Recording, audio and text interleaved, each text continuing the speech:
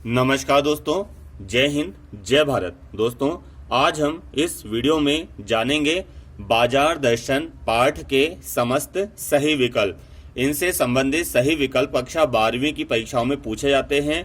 और दोस्तों, ये जो पाठ है ये हिंदी का गद्य खंड का दूसरा पाठ है। तो हम देखते हैं इससे जुड़े हुए समस्त सही विकल्प। बाजार दर्शन पाठ के लेखक हैं जैनेन्द्र कुमार।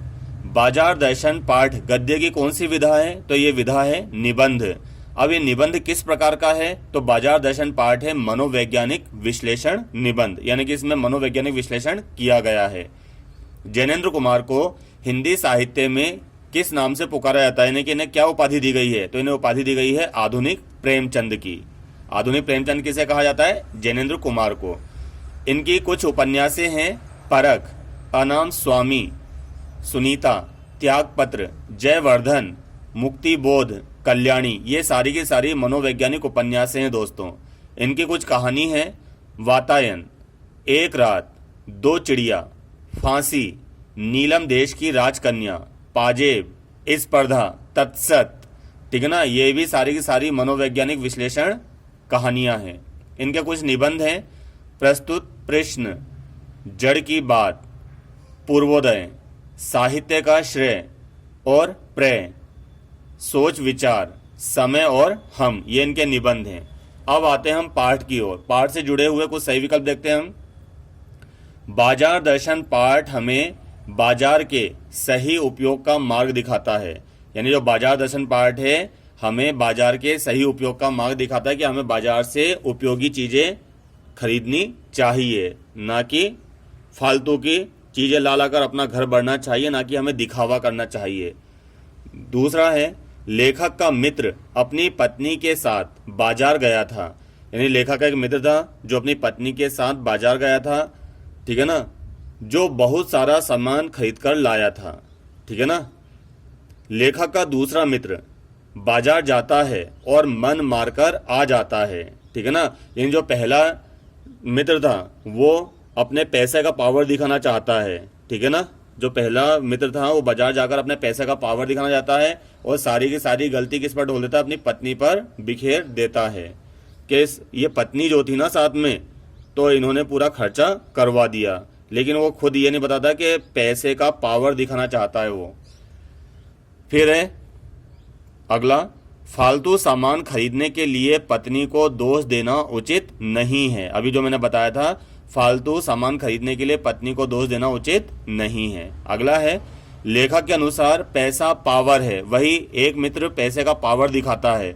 अगर वो बाजार जाता है, बाजार से कुछ नहीं लेकर आता, तो उसके मन में लगता है, यानी कि उसका मनोविज्ञान क्या कहता है, मैं बाजार से घर जाऊंगा तो मोहल्ले वाले क्या कहेंगे, अरे इतने बड़े साहब कुछ लेकर नहीं आए।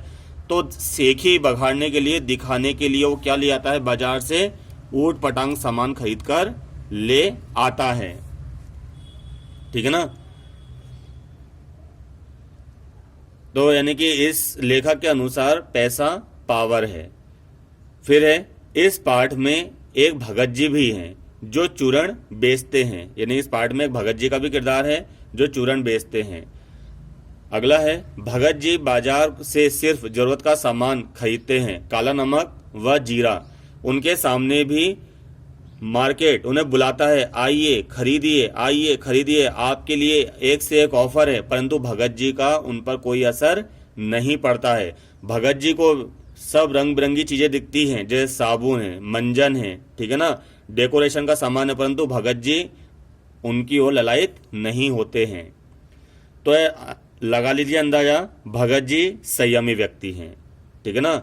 यानी कि भगत जी को चांदनी चौक लूट नहीं पाता है, तो भगत जी कैसे हैं? संयमी व्यक्ति हैं।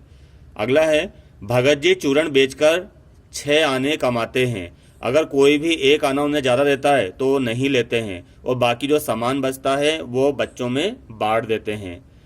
बाजार एक जादू है। बाजार क्या है दोस्तों? जादू।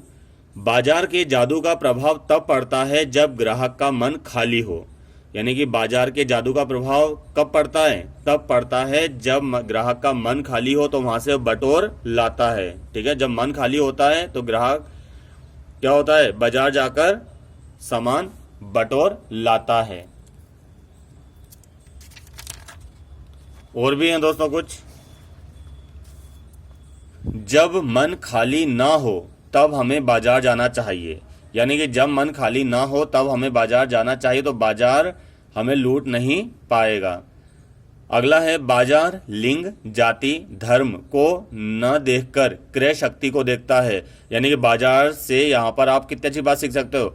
हम क्या करते हैं, लड़के लड़की में भेदभाव करते हैं, जातियों में भेदभाव करते हैं, धर्म में भेदभाव करते हैं, जबकि बाजार इन चीज़ों में भेदभाव नहीं करता है। वो स्त्री के लिए भी खुला है, वो छोटी जाति के लिए भी खुला है, वो बड़ी जाति के लिए भी खुला है, वो हिंदू के लिए भी खुला है, वो मुस्लिम के लिए भी खुला है, वो ईसाइयों के लिए भी खुला है, सबके लिए खुला है। सबका वो स्वागत करता है, आदर करता है। ये मुझे बहुत अच्छी बात लगी यहाँ पे लेखक की। अगला है बाजार से अनावश्यक वस्तुएं खरीदना बाजारूपन है। यानी कि जब हम बाजार से अनावश्यक वस्तुएं खरीदेंगे तो बाजार का बाजारूपन बढ़ जाएगा और बाजार का असली उद्देश्य घट जाएगा। परचेजिंग पावर वाले लोग बाजार के बाजारूपन को बढ़ाते हैं, यानी कि जो पैसे को पावर समझते हैं, ठीक है ना, तो वो बाजार के बाजारूपन को बढ़ा देते हैं। भगत जी चांदनी चौक जाते हैं, ठीक है ना, काला नमक और जीरे को खरीदते हैं और वो बेचते हैं। लेखक ने बाजार का पोषण करने वाले अर्थशास्त्र को अनीति शास्त्र बताया है।